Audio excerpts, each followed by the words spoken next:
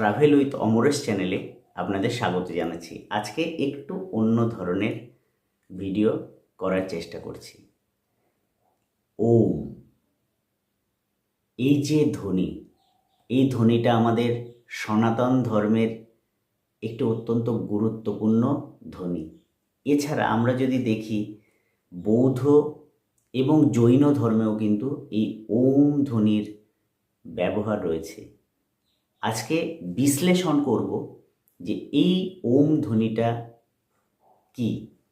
দেখুন যে ওম, এই যে ধ্বনি, এর মধ্যে রয়েছে তিনটি স্বর, অ, হর্ষ আর ম। ওম। অ কি করে? অ হলো আমাদের সৃষ্টির প্রথম রূপ। আমরা যদি কোনো স্বরবর্ণ লিখি তখন অ দিয়ে শুরু করি, এটাকে বলে সৃষ্টি। সৃষ্টির আদিকাল থেকে এই অ রয়েছে। এই অ ধ্বনির দ্বারা আমাদের সনাতন ধর্মে ব্রহ্মাকে নির্দেশ করে, অর্থাৎ তিনি হলেন সৃষ্টিকর্তা ব্রহ্মা। তারপরে যেটা আসছে অ, হর্ষৌ। এই হর্ষৌ হলো মধ্য অবস্থা, এটা আমাদের স্থিতিকাল, অর্থাৎ এই সময় আমাদের সমস্ত কিছু কাজকর্ম করে নিতে হয় বা আমাদের চূড়ান্ত পর্যায়ে আমরা থাকি। এই স্থিতিকালটাকে হর্ষৌ দ্বারা বোঝানো হয়। এর দেবতা হলেন বিষ্ণু। তাহলে ব্রহ্মা সৃষ্টিকর্তা, বিষ্ণু স্থিতিকাল, অর্থাৎ আমাদের সমস্ত কিছু জ্ঞান ভাণ্ডার বলুন, যাই বলুন, সমস্ত অর্জন করার একটা সময়। আর ম, ম হলো মহেশ্বর বা আমাদের ধ্বংস। শেষে আমাদের জীবনও ধ্বংস হয়ে যায়, দেহ ধ্বংস হয়ে যায়, অর্থাৎ আমাদের চূড়ান্ত পর্যায়ে আমরা চলে যাই। এটা ম দ্বারা সংকেত করা হয়, অর্থাৎ সৃষ্টি, স্থিতি এবং লয় বা ধ্বংস।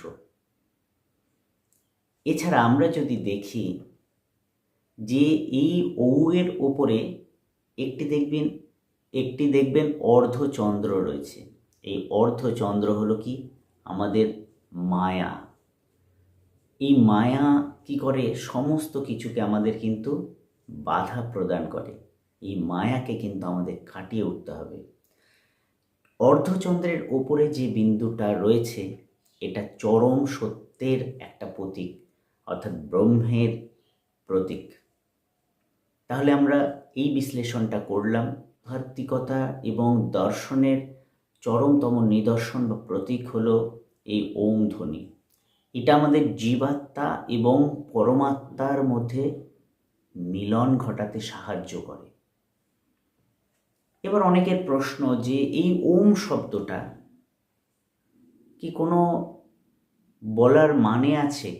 অবশ্যই আছে। এর অনেক বৈজ্ঞানিক ব্যাখ্যা আছে, সেটা আপনাদের সামনে ধীরে ধীরে আমি তুলে ধরব। মণ্ডক উপনিষদে এই ওমটাকে আবার ভিন্নভাবে ব্যাখ্যা করা হয়েছে। সেখানে দেখা যাচ্ছে ওয়েকিং স্টেট, অর্থাৎ জাগ্রত অবস্থা, যেটা অ দ্বারা সূচিত করা হয়। তার পরবর্তী যে পর্যায়, সেটা হলো কি স্বপ্নের দশা, স্লিপিং স্টেট। এটা কি করা হয়? এটা হর্ষৌ দ্বারা সূচিত করা হয়।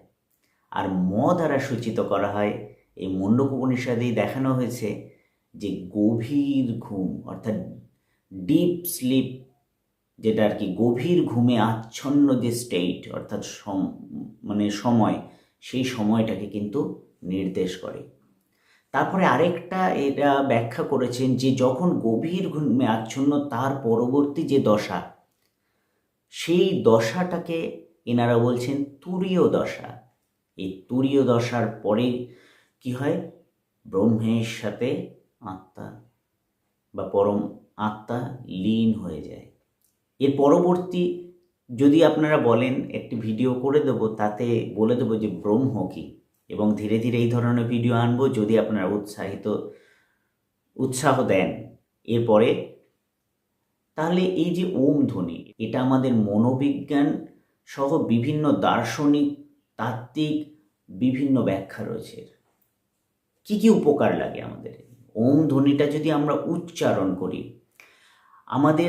আমরা যখন ওম এক মনে বলি, এই সময় কি হয়, আমাদের মানসিক যে চাপ ও উদ্বেগ এটা কিন্তু কমে যায়। বলছে যে যখন আমরা ওম ধ্বনিটা উচ্চারণ করি, প্যারাসিম্প্যাথেটিক যে স্নায়ুতন্ত্র সেটা উদ্দীপিত হয়। তার ফলে কিন্তু আমরা মানসিক চাপ থেকে মুক্ত হতে পারি। এই নার্ভগুলো কি করে, যে আরও উত্তেজিত হয়ে যায় এবং সুন্দর আমাদের দেহটা ফুরফুরে হয়ে ওঠে। আমরা যখন ওম ধ্বনিটা উচ্চারণ করি তখন অটা কি করে, পেটের মধ্যে থেকে মাঝ বরাবর আসে। হর্ষটা যখন উচ্চারণ করি আমাদের হৃৎপিণ্ডে এটা উচ্চারিত হয় কণ্ঠনালী পর্যন্ত। আর যখন উচ্চারণ করি তখন আমাদের মস্তিষ্ক সহ একটা ভাইব্রেশন তৈরি হয়।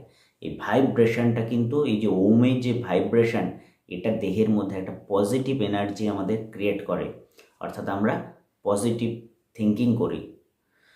এছাড়া হৃৎপিণ্ডের কার্যক্ষমতা বৃদ্ধি করতে ওম ধ্বনিটা ব্যবহার করা হয়। এখনকার চিকিৎসা বিজ্ঞানেও কিন্তু আমরা যদি দেখি যে এই ওম ধ্বনিটার প্রচণ্ড পরিমাণে ব্যবহার হচ্ছে। ব্যথানাশক হিসেবেও কিন্তু ওম ধ্বনিটার একটি কার্যকরী ভূমিকা রয়েছে। কারণ ওম ধ্বনিটা আমরা যখন উচ্চারণ করি প্রতিনিয়ত, আমাদের এন্ডরফিন নামক যে হরমোন সেইটা নিঃসরিত হয় দেহের মধ্যে। এই এন্ডরফিন হরমোন নিঃসরিত হবার ফলে আমাদের কি হয়, আমাদের ব্যথার উপশম হয়, অর্থাৎ ব্যথা কমে। যাদের নিদ্রা আসছে না, অর্থাৎ ঘুমের ব্যাঘাত ঘটে, ঘুম আসে না, আমরা যদি ওম ধ্বনিটা উচ্চারণ করি আমাদের কি হয়, আলফা তরঙ্গের সৃষ্টি হয় দেহের মধ্যে। তার ফলে কি হবে, আমাদের নিদ্রা চলে আসবে। অনেকে কোনো কিছুতে মনোসংযোগ করতে পারছেন না, সেই মনোসংযোগ বৃদ্ধিতে কিন্তু ওম ধ্বনিটার অত্যন্ত গুরুত্বপূর্ণ ভূমিকা রয়েছে। আমরা যদি দেখি যে রোগ প্রতিরোধ ক্ষমতা বাড়িয়ে তোলে এই ওম ধ্বনি। কীভাবে? আমরা যদি এক মনে ওম শব্দটা উচ্চারণ করি আমাদের দেহে অক্সিজেনের সাপ্লাইটা বেড়ে যায়। যখন রক্তে অক্সিজেনের পরিমাণ বেড়ে যায় তখন ধীরে ধীরে কিন্তু আমাদের দেহটা আরও রোগ প্রতিরোধ ক্ষমতা নিয়ন্ত্রণ করতে সাহায্য করে। এছাড়া আমরা যে যখন শ্বাস প্রশ্বাস নিই, এই শ্বাস প্রশ্বাসের ফলেও কিন্তু আমাদের যে লাংস রয়েছে, ফুসফুস রয়েছে, সেটার কার্যক্ষমতা কিন্তু বৃদ্ধি পায়। এছাড়াও আমরা বিভিন্ন কাজে বিভিন্ন জায়গায় ধ্বনি তরঙ্গের মাধ্যমে যে চিকিৎসা পদ্ধতি আমরা দেখি সেটা কিন্তু ওম ধ্বনি দ্বারাও করা হচ্ছে। তো বন্ধুরা, ভিডিওটি কেমন লেগেছে অবশ্যই জানাবেন। পরবর্তী ভিডিও আপনারা যদি বলেন তবেই আনব। এটা একটা চেষ্টা করলাম মাত্র। তো সকলেই ভালো থাকবেন এবং সুস্থ থাকবেন। আজকের মতো এইটুকুই।